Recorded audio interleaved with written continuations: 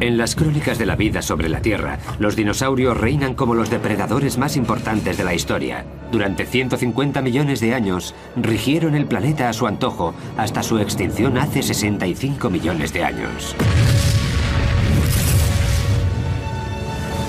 Hay quienes creen que fue un asteroide o un cometa lo que causó su desaparición, y que una vez extinguidos, se abrió la veda para lograr el puesto de superdepredador. Los mamíferos adelantaron posiciones en gran parte del planeta, pero en Sudamérica las cosas no siguieron las mismas reglas. El Istmo de Panamá aún no se había creado y el agua rodeaba el continente sudamericano. Fue el aislamiento lo que hizo que aquí la evolución siguiera un curso distinto. Constituía una isla enorme cubierta de sabanas rodeadas de bosques.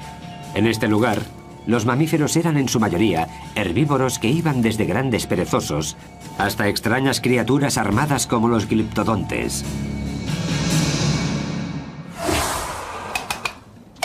Dados los participantes, el título a superdepredador se lo llevó una familia de aves monstruosas un tanto peculiares. En la actualidad las conocen como aves del terror y vivieron unos 158 millones de años.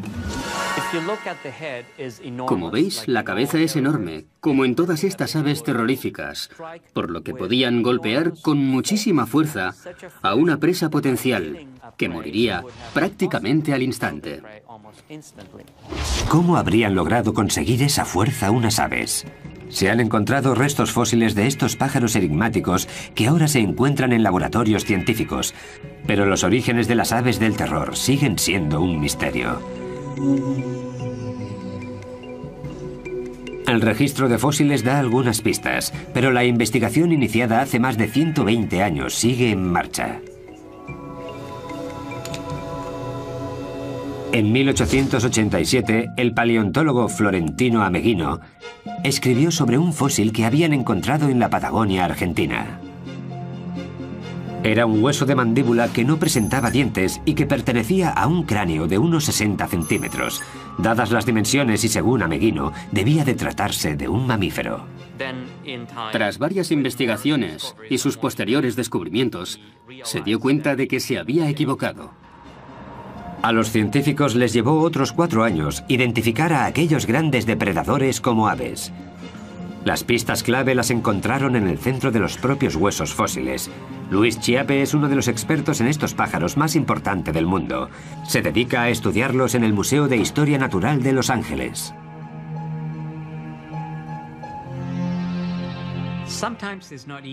A veces no es fácil diferenciar un hueso de ave de los de un mamífero o incluso un reptil.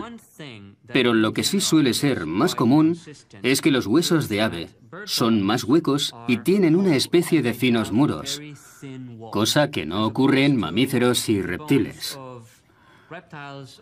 El hueso de mi mano derecha es de cocodrilo y se puede apreciar la diferencia. Con el tiempo fueron apareciendo más fósiles de aves. ¿Pero de qué tipo? Sin lugar a dudas, de los grandes y de ejemplares sin alas. Posteriormente se encontraron también cráneos con picos muy afilados y con forma de gancho, lo que indicaba que estos monstruos eran carnívoros. Cuando apareció el primer cráneo completo de un ave del terror, los científicos se dieron cuenta de que aquel superdepredador no era un mamífero sin dientes, sino un ave depredadora y un ave gigante. Los picos en forma de gancho y las garras afiladas son las dos características que las aves del terror comparten con las aves de rapiña actuales. Solo que si tenemos en cuenta que medían hasta 2 metros y pesaban unos 180 kilos, estos pájaros dan mucho más miedo. Durante los primeros 100 años, tras el primer fósil encontrado, los científicos se toparon con restos suficientes para lograr identificar hasta 17 especies distintas de estas aves. Variaban en tamaño y vivieron en épocas diferentes durante un tiempo total de casi 60 millones de años. Pero en 2005 ocurrió algo inesperado. En Argentina salieron a la luz indicios de una nueva ave del terror. Un alumno de secundaria, Guillermo Aguirrezabala, salió a buscar fósiles con un amigo y acabaron realizando un descubrimiento histórico. Guillermo, ahora estudiante de paleontología en Buenos Aires, se ha sentido fascinado por los fósiles desde que era un niño. El hallazgo fue en el verano de 1999. No recuerdo bien la fecha, pero tiene que ser marzo. Sucedió a las afueras de la ciudad de Comayo, cerca de la linde oeste de la Patagonia Argentina. Se sabe que estas aves habitaban toda esa zona, además de Uruguay y Brasil. Nosotros ya habíamos encontrado algún que otro fósil, por lo que ya conocíamos los lugares y también sabíamos reconocer los fósiles. Este, particularmente, era un cráneo casi completamente cubierto. A partir de que encontramos las primeras piezas, contactamos con la gente de la Asociación Paleontológica de Bariloche. Y allí fue donde aprendimos a extraer fósiles. Guillermo y su amigo cubrieron con cuidado su hallazgo y lo transportaron unos 60 kilómetros hasta la ciudad de Bariloche. Lo entregaron al Museo de Paleontología de aquella pequeña ciudad y allí estuvo prácticamente ignorado durante 5 años. Cuando Luis Chiappe se enteró de lo ocurrido, se llevó un equipo internacional para que clasificase el nuevo ejemplar en la familia de las aves del terror. Resultó que se trataba de una especie totalmente nueva. Este cráneo mide casi 70 centímetros. Es enorme. Nos dejó atónitos. Fue un momento único. Eso sin duda. El equipo de Luis dató el cráneo en hace 15 millones de años y lo llamó Kelenken guillermoi. Kelenken por un antiguo espíritu de la Patagonia y Guillermoi por Guillermo. Se trataba de un descubrimiento único. Estaban ante una especie nueva con una cabeza distinta a la de cualquier otra ave de la historia. Con un cráneo de casi 70 centímetros, estamos ante el cráneo de ave más grande del mundo. Es incluso más grande que el de un caballo. Luis comparó los fósiles de otras aves del terror con los del Kelenken, tanto el cráneo como los huesos de una pata que se encontraron al mismo tiempo. Su deseo, aprender más cosas sobre el Kelenken, fuerza, velocidad. Tras examinar el cráneo de un ejemplar más pequeño de esas aves terroríficas, Luis Chiappe comienza a hacerse una idea de qué aspecto podría tener la especie nueva. Durante su estancia en Bariloche, la paleontóloga Sara Bertelli analizó los huesos de Kelenken del museo, los comparó con los de otras aves del terror y estipuló las posibles medidas de un Kelenken.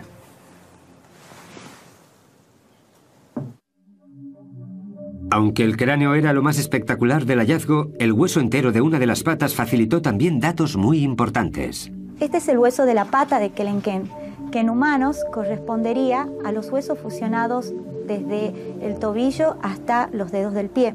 El hueso muestra una figura inesperadamente esbelta para un ave de esas dimensiones.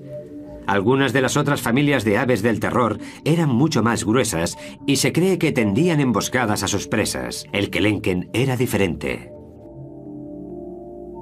Por eso, en las aves de terror, que son más grandes y robustas, este hueso es corto y ancho.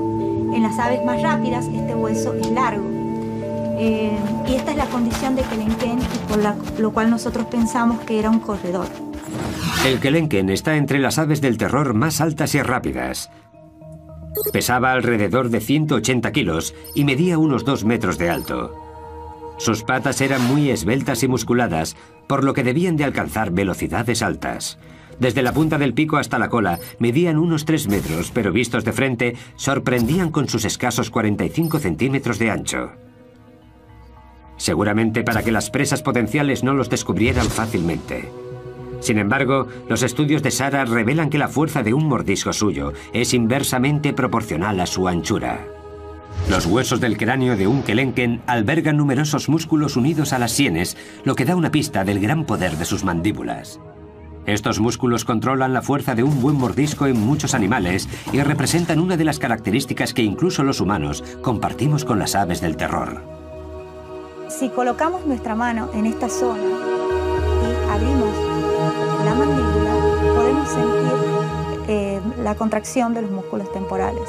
Estos músculos, la cicatriz dejada por estos músculos en el cráneo de Kelenken ocupa la mayor parte del techo del cráneo, lo que nos da una idea de la tremenda fuerza que tenía esta ave al morder. Otro grupo de cicatrices revela la fuerza de los músculos del cuello, fuerza que facilitaba a estas aves del terror la tarea de emprenderla a golpes con sus presas, a la vez que las asustaban con su enorme pico y sus fuertes garras. Valiéndose de su cabeza, como si de un hacha se tratara, las aves del terror clavan su pico en su presa y son capaces de atravesar carne e incluso algunos huesos. La cabeza de estas aves era una auténtica máquina de matar, un arma muy poderosa que bien les valió el puesto de superdepredador de toda Sudamérica.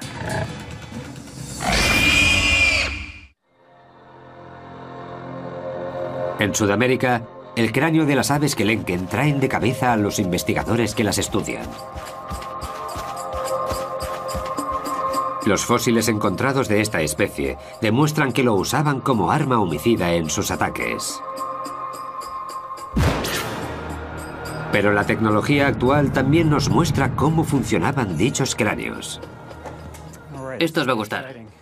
En los Estados Unidos, 2 científicos se preparan para realizarle un TAC a un cráneo de una de estas aves y ver su interior. Larry Whitmer es profesor de anatomía en la Universidad de Ohio. Con él está Bob Chandler, especialista en aves del terror de la Universidad Estatal de Georgia. ¿Qué vamos a hacer? Intentaremos alinearlo para que quede centrado antes de proceder con los rayos X. Así el láser lo recorrerá completamente de arriba abajo. Listo. El proceso parte del cráneo de un ave del terror y le da la vuelta. No tarda ni un minuto, pero las imágenes resultantes dan pistas de la naturaleza de aquellas aves y de cómo vivían y cazaban.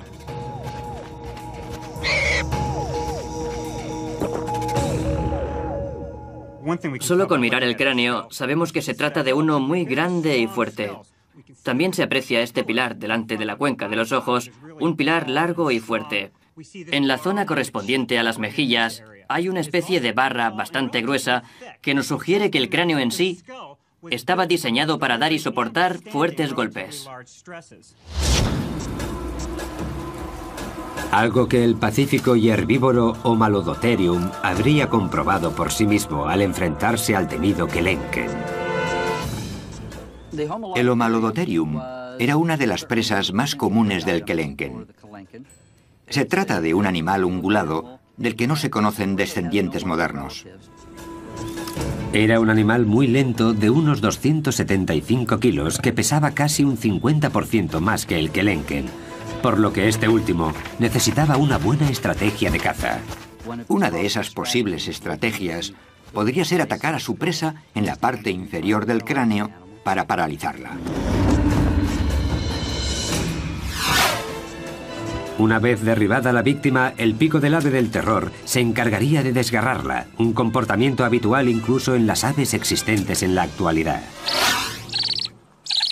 Sí, ya lo sé. Joe Camp es adiestrador de animales en el sur de California. Con la ayuda de un halcón es capaz de demostrar el uso que hacen las aves de presa de su pico como herramienta primaria. Nos da una idea de cómo se ayudan con el pico. Básicamente, lo hunden en el cuerpo de la víctima como si la estuvieran apuñalando. Posteriormente, con la parte inferior cortan y con la superior logran desgarrar grandes trozos de carne. Utilizan el pico al igual que los humanos nuestros incisivos. Para ellos es como si fueran los dientes. El TAC nos muestra que tiene forma de escudo. El TAC no se limita solamente al pico y profundiza también en el resto de la cabeza. Los resultados son sorprendentes. Una de las cosas que nos muestra el TAC nos ha dejado boquiabiertos. Hemos visto que en la parte interior del pico hay una gran cavidad hueca.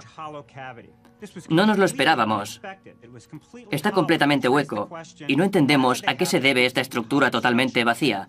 En mi opinión, creo que esa cavidad hueca podría funcionar como caja de resonancia.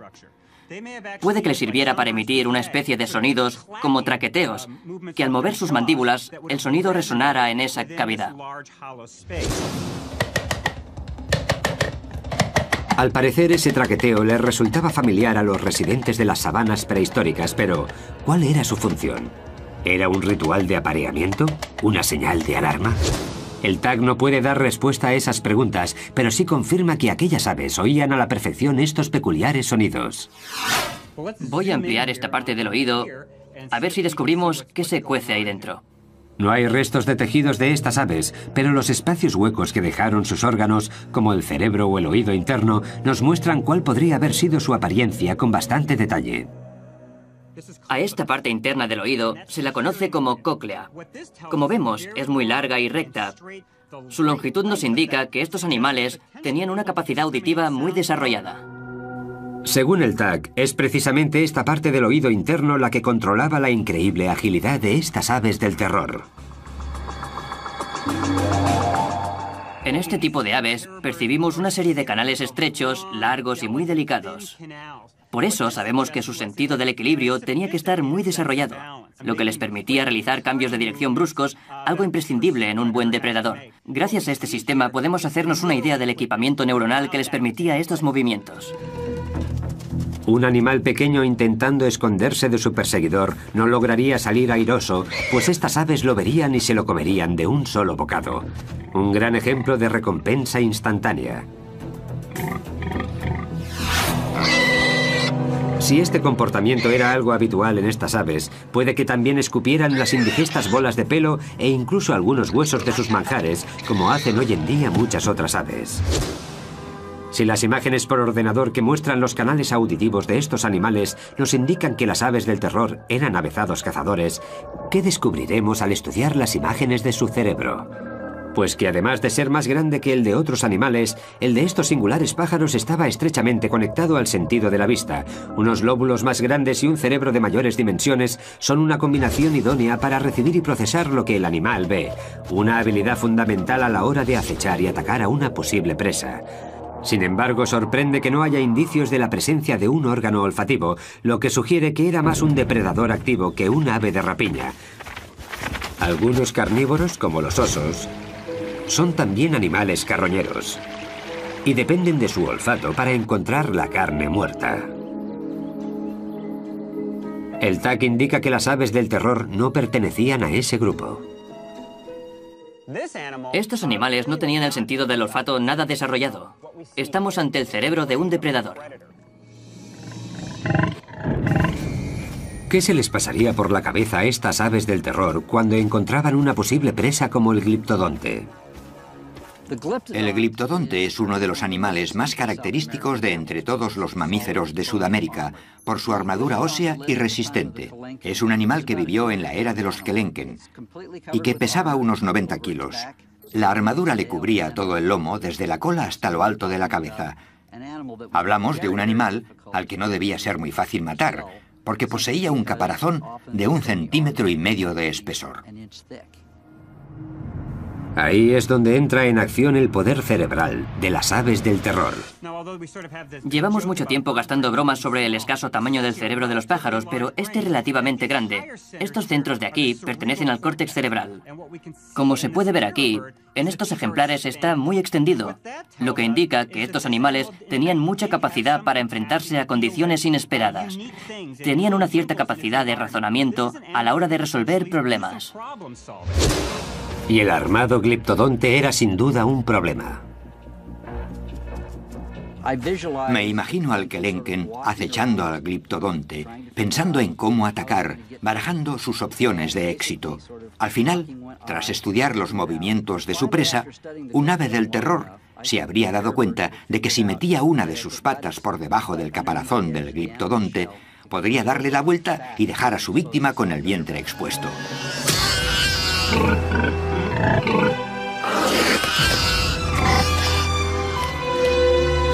Sudamérica era el paraíso de las presas para los Kelenken y su familia. Al tratarse de un depredador activo y con un peso de unos 200 kilos, estas aves tenían que ingerir entre 10 y 15 kilos de comida al día. Y este aislado continente se los proporcionaba, por lo que estas aves del terror vivían en su propio jardín del Edén. Estamos hablando de grandes cantidades de posibles víctimas y de muy poca competencia para los Kelenken, pues muchos de ellos eran de enormes dimensiones. Pero nada es para siempre. Nuestro planeta está constantemente cambiando y el paraíso remoto de estas aves empezó a resquebrajarse al ritmo de las erupciones volcánicas.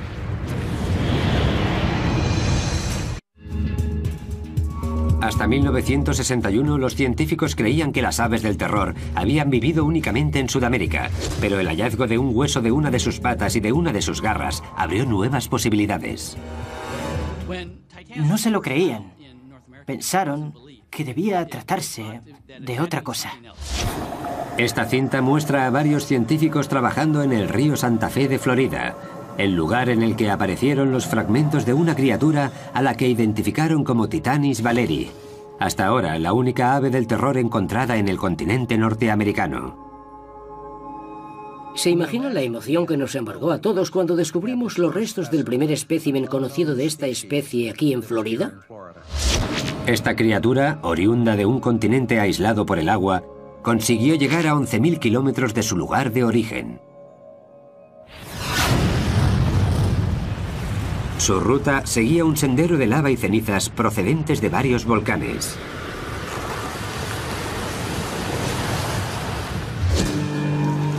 Este es un hermoso fragmento de ceniza procedente de un volcán. En el centro de Oregón, el geólogo Greg Retallack le muestra al paleontólogo Jordi Dackler la rapidez con la que un volcán puede cambiar el paisaje. Es un tipo de roca volcánica muy poco habitual. Retallack afirma que el depósito de Oregón se creó debido a una erupción antigua en la zona del Cinturón de Fuego del Pacífico, una zona con más de 400 volcanes que abarcan el Océano Pacífico desde Nueva Zelanda a Chile. Ese anillo toca también a Panamá, por donde Norteamérica y Sudamérica habían estado separadas por agua. Ambos continentes se unieron debido a una gran actividad volcánica que tuvo lugar en el Istmo de Centroamérica cuando aquellas magníficas aves del terror se encontraban en plena peregrinación. La conexión entre ambos continentes se formó a partir de la lava volcánica que salía del fondo del mar, así como de las placas tectónicas que se levantaban hacia la superficie. Pero la historia no se acaba ahí. Las selvas endémicas de Centroamérica no constituyen un lugar al que las aves del terror hubieran migrado sin más. Pero los depósitos de ceniza volcánica entraron en juego.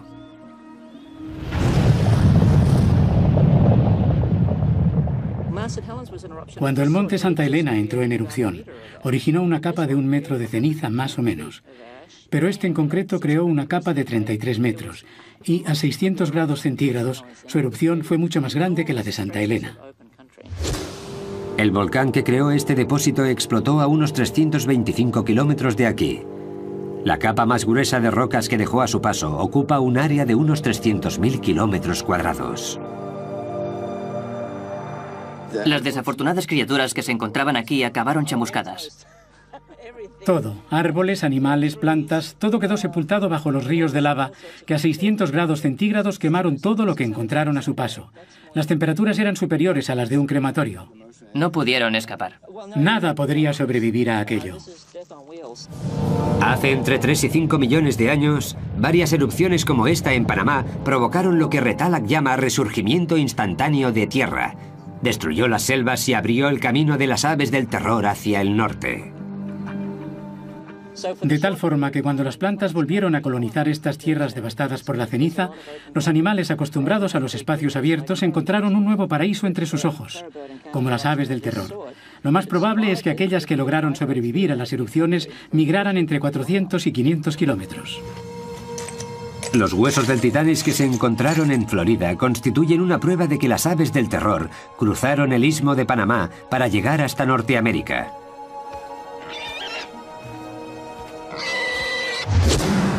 Cuando los volcanes cubrieron el hueco que había entre ambos continentes, Panamá hizo de puente de unión. Las aves migraron hacia nuevas sabanas, ampliando su territorio. Creo que estos animales eran como el resto. Si ven terreno a su disposición, harán todo lo posible por ocupar cuanto más mejor. Desde aquel gran descubrimiento en 1961 solo se han encontrado un puñado de fósiles de aves del terror norteamericanas. Actualmente hay registradas 42 especies de Titanis en Norteamérica. 41 de ellos están en el Museo de Historia Natural de Florida. Sin un cráneo o un hueso largo, es casi imposible que los expertos logren hacerse una idea completa de cómo serían estas aves. Lo único que tienen que estudiar son escasos y pequeños fragmentos. Irv Quittmeyer calculó las posibles dimensiones del Titanis comparándolo con otras especies de estas aves. Usó, por ejemplo, la base del fragmento de pata de titanes disponible para calcular la longitud aproximada de una pata entera. Al estudiar este hueso vimos que es bastante ancho. Una base así tiene que haber sostenido un hueso largo y un ave considerablemente alta. Para verlo mejor vamos a jugar con estos trozos de plastilina y un par de reglas. En una base más pequeña, esta estructura se habría caído. Por eso necesitaba una base más grande para sostenerse en pie. Es decir, base grande, hueso largo, pájaro grande, base pequeña, hueso más corto, pájaro pequeño. El juego numérico de Quittmeyer implica también comparaciones entre 16 especies diferentes de estas aves. Incluso analizó una chuña sudamericana, el pariente vivo más cercano a las aves del terror. Estos estudios dieron como resultado las dimensiones del esqueleto metálico de Titanis que se construyó en el Museo de Florida, la primera visión general de un ave del terror. Los científicos concluyeron que el Titanis se parecía asombrosamente a los Kelenken, la especie de aves del terror más alta de todas, aunque su tamaño fuera un 20% más pequeño. Sin embargo, esa menor envergadura le habría proporcionado más velocidad y agilidad. Las aves del terror que llegaron a Norteamérica formaban parte del Gran Intercambio Americano, un intercambio de especies entre América del Norte y América del Sur a través del Istmo de Panamá. Las aves que nos conciernen requerían esa mayor velocidad para atrapar a las nuevas especies con las que se toparon, y es que cazar a un caballo no era tarea fácil. Las aves más rápidas en la actualidad son los avestruces que, similares en forma y tamaño, nos ayudan a hacernos una idea de cómo corrían las aves del terror.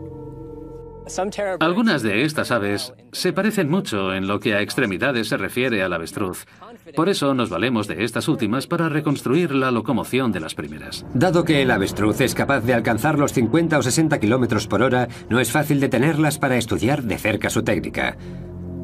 Por eso, el biólogo Kevin Middleton ha invitado al gimnasta Henry Holloway al campus de la Universidad de California en San Bernardino para intentar recrear cómo alcanzan esas velocidades algunas aves. Henry nos demostrará cómo se mueven las patas del avestruz con la ayuda de un equipo especial.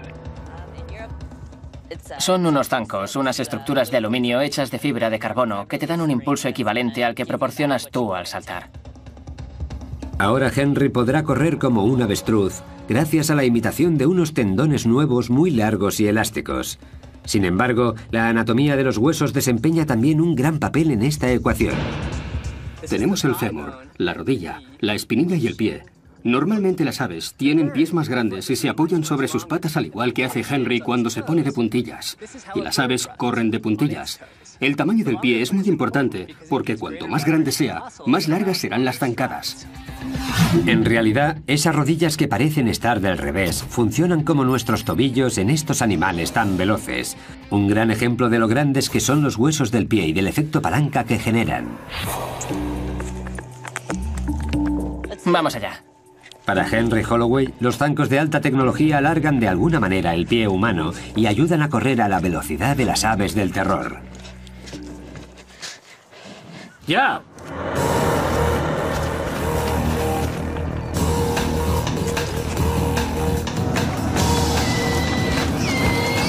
Da zancadas de 2 metros y alcanza los 37 kilómetros por hora. Las aves del terror, con patas más largas y músculos más desarrollados, pegarían saltos de hasta 3 metros y alcanzarían los 65 kilómetros por hora como el avestruz de hoy en día. En una carrera de alta velocidad, el Titanis debía seguir el ritmo de un caballo si no quería que éste le diera una buena coz. Las aves del terror tenían buenos reflejos y arrancaban con facilidad. Cuando alcanzaban a su presa, le propinaban un buen golpe con el pico en la parte posterior del cuello, hiriéndola gravemente. Cuando el animal hubiera muerto desangrado, atacaría de nuevo para despacharlo finalmente.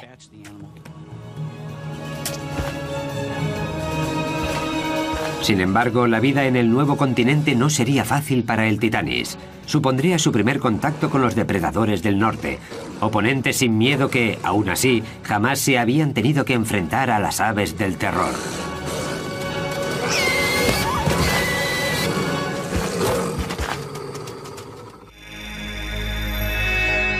Hace alrededor de 5 millones de años, en lo que ahora se conoce como el sureste de los Estados Unidos, un recién llegado misterioso se alimentaba de caballos primitivos.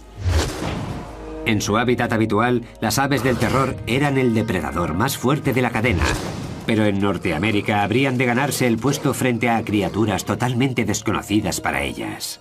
En la misma época en la que vivía el Titanis en América del Norte, había un animal parecido al lobo llamado lobo Edwards. No igualaba a los lobos actuales en tamaño, pero sí era más grande que el coyote. Aquellos lobos que solían cazar en grupo estaban decididos a robarles a las aves del terror sus presas, pero no era un oponente habitual y mucho menos fácil. Dependían de su instinto y lograron expandirse. Era una cuestión de atención, de ver quién lograba despistar al otro y por cuánto tiempo. Si te despistas y tienes que enfrentarte a un lobo, seguramente no tengas muchas opciones de aprovechar tu energía y mantener a los demás a raya. Los lobos modernos suelen agobiar a sus presas. Seguramente sus primos prehistóricos hicieran algo semejante. Creo que el momento crucial en su relación tuvo lugar cuando el Titanis se dio cuenta de que su vida corría peligro.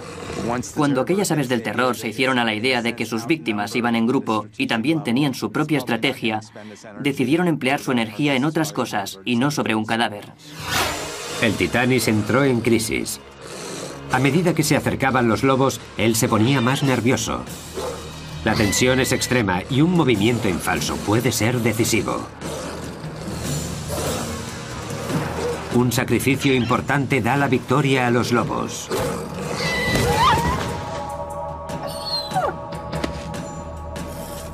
Con la lección bien aprendida, las aves del terror ceden. Su inteligencia las ayudará a cambiar de estrategia de caza.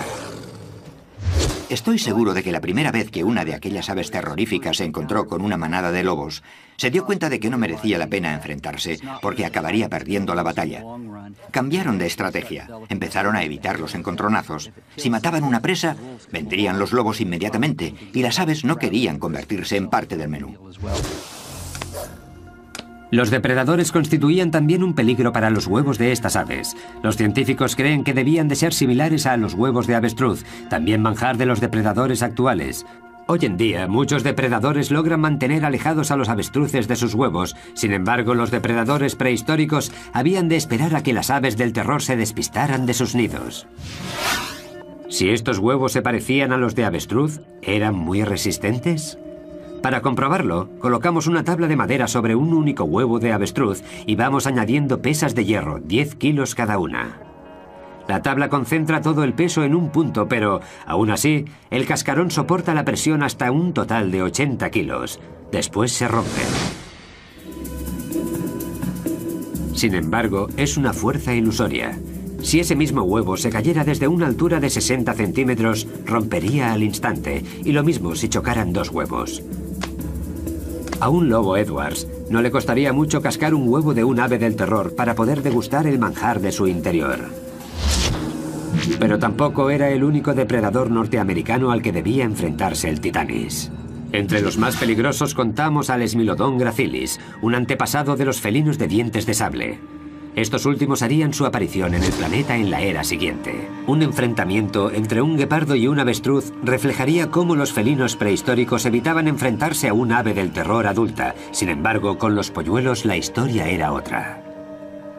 Si pensamos en una hembra de paseo con sus polluelos, no nos costará imaginarnos a una de las diminutas crías rezagada del grupo. Es justo ese el momento que aprovechan los felinos para saltar sobre ella, agarrarla y comérsela. No tan rápido. La madre entra en acción. Si el felino no logra escapar, se preparará para atacar a su oponente. Con las garras intentará alcanzarlo en el pecho. Sin embargo, el ave va mejor armado. Su enorme cabeza será su mejor aliado y el felino resultará herido de muerte a cabezazos. Aunque es demasiado tarde para salvar al polluelo, que falleció desnucado.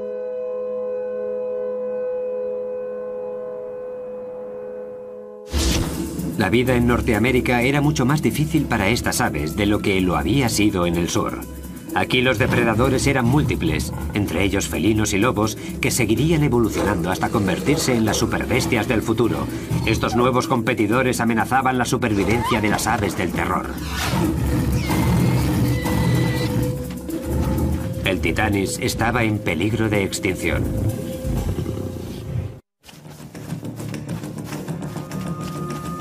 El reinado de las aves del terror duró cerca de 60 millones de años. En Sudamérica eran el primer depredador de la cadena. En el norte, inmigrantes intrépidos. Su extinción forma parte de un puzzle que los científicos aún no han conseguido completar.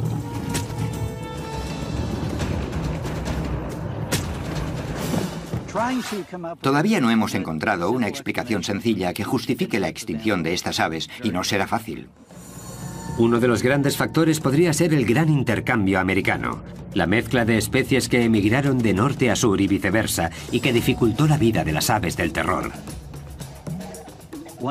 La falta de competencia por parte de otros depredadores los mantuvo vivos.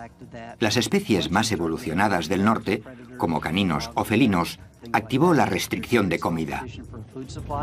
Hace 2 millones de años las aves del terror del norte y del sur del continente americano se veían demasiado presionadas para encontrar alimento porque tenían que compartir su territorio con los dientes de sable.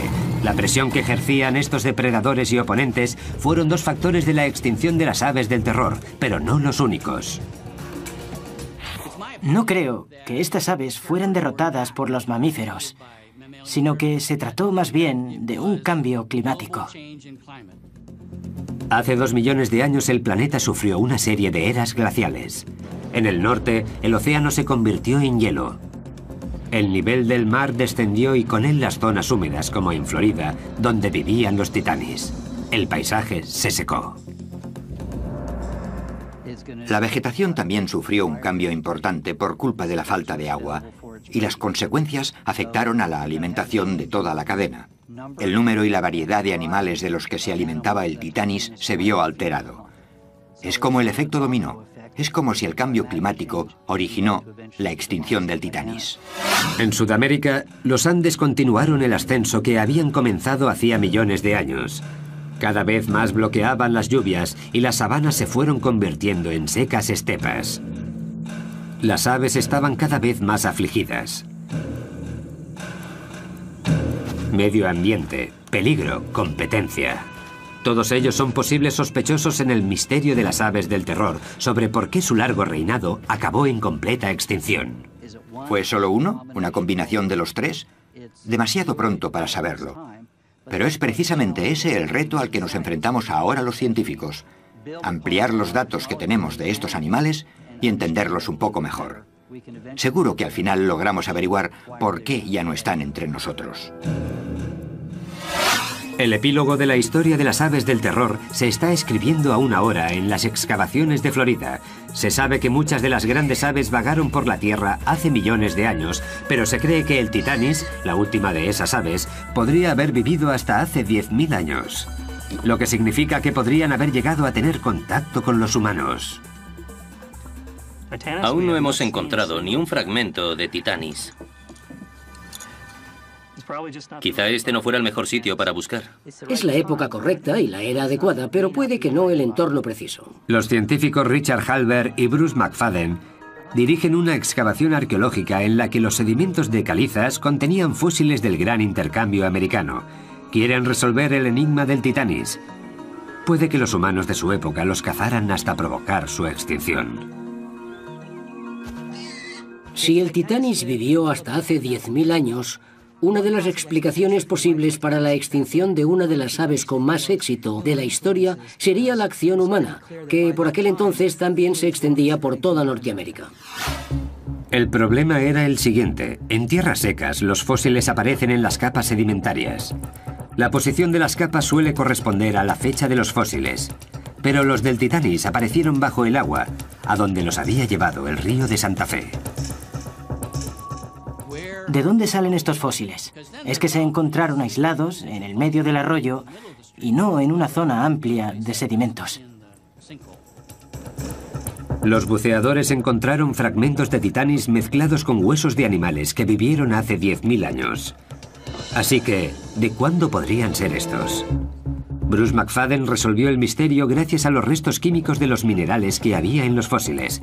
Comparó los huesos de Titanis con los de otros especímenes recientes y con los de algunos de hace 2 millones de años. Cuando los huesos se convierten en fósiles, absorben minerales del agua del suelo, y estos minerales son únicos de cada época. Por eso los fósiles que pertenecen a diferentes momentos presentan elementos químicos distintos. Bruce recogió muestras de varios huesos fosilizados de Titanis y las preparó para su posterior análisis con un espectrómetro. Los resultados dieron el perfil de los elementos químicos de dichos huesos, prueba concluyente de que vivieron mucho antes de que el hombre llegara a Norteamérica.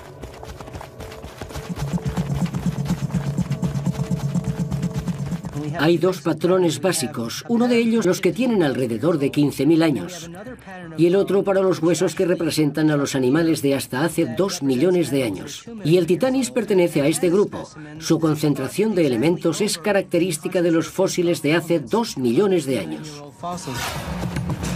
Sorprendentemente, la historia no se acabó allí.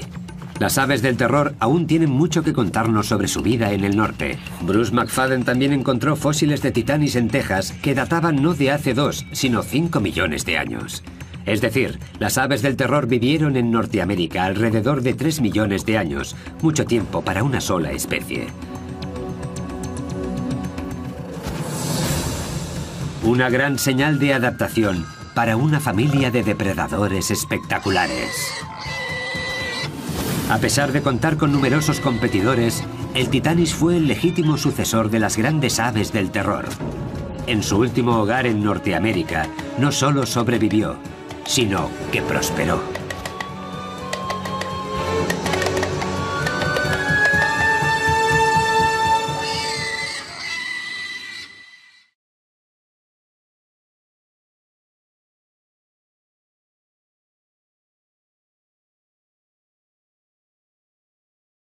...60 millones de años. Pero en 2005 ocurrió algo inesperado. En Argentina salieron a la luz indicios de una nueva ave del terror. Un alumno de secundaria, Guillermo Aguirrezabala, salió a buscar fósiles con un amigo y acabaron realizando un descubrimiento histórico. Guillermo, ahora estudiante de paleontología en Buenos Aires, se ha sentido fascinado por los fósiles desde que era un niño. El hallazgo fue en el verano de 1999. No recuerdo bien la fecha, pero tiene que ser marzo. Sucedió a las afueras de la ciudad de Comayo, cerca de la linde oeste de la Patagonia Argentina. Se sabe que estas aves habitaban toda esa zona, además de Uruguay y Brasil. Nosotros ya habíamos encontrado algún que otro fósil, por lo que ya conocíamos los lugares y también sabíamos reconocer los fósiles. Este, particularmente, era un cráneo casi completamente cubierto. A partir de que encontramos las primeras piezas... La derecha es de cocodrilo y se puede apreciar la diferencia. Con el tiempo fueron apareciendo más fósiles de aves. ¿Pero de qué tipo? Sin lugar a dudas, de los grandes y de ejemplares sin alas. Posteriormente se encontraron también cráneos con picos muy afilados y con forma de gancho, lo que indicaba que estos monstruos eran carnívoros. Cuando apareció el primer cráneo completo de un ave del terror, los científicos se dieron cuenta de que aquel superdepredador no era un mamífero sin dientes, sino un ave depredadora y un ave gigante. Los picos en forma de gancho y las garras afiladas son las dos características que las aves del terror comparten con las aves de rapiña actuales. Solo que si tenemos en cuenta que medían hasta 2 metros y pesaban unos 180 kilos, estos pájaros dan mucho más miedo. Durante los primeros 100 años, tras el primer fósil encontrado, los científicos se toparon con restos suficientes para lograr identificar hasta 17 especies distintas de estas aves. Variaban en tamaño y vivieron en épocas diferentes durante un tiempo total de casi siglo. Escribió sobre un fósil que habían encontrado en la Patagonia Argentina. Era un hueso de mandíbula que no presentaba dientes y que pertenecía a un cráneo de unos 60 centímetros. Dadas las dimensiones y según Ameghino, debía de tratarse de un mamífero. Tras varias investigaciones y sus posteriores descubrimientos, se dio cuenta de que se había equivocado. A los científicos les llevó otros 4 años identificar a aquellos grandes depredadores como aves. Las pistas clave las encontraron en el centro de los propios huesos fósiles. Luis Chiappe es uno de los expertos en estos pájaros más importante del mundo. Se dedica a estudiarlos en el Museo de Historia Natural de Los Ángeles.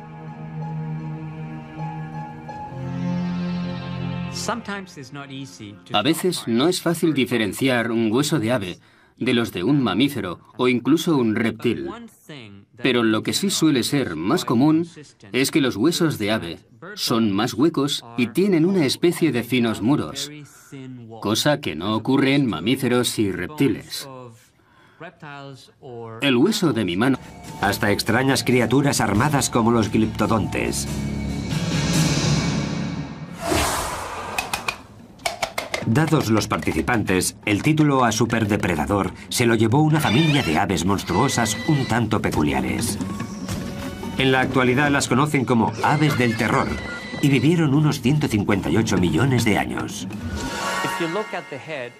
Como veis, la cabeza es enorme, como en todas estas aves terroríficas, por lo que podían golpear con muchísima fuerza a una presa potencial, que moriría prácticamente al instante. ¿Cómo habrían logrado conseguir esa fuerza unas aves? Se han encontrado restos fósiles de estos pájaros enigmáticos que ahora se encuentran en laboratorios científicos, pero los orígenes de las aves del terror siguen siendo un misterio. El registro de fósiles da algunas pistas, pero la investigación iniciada hace más de 120 años sigue en marcha. En 1887, el paleontólogo florentino Ameghino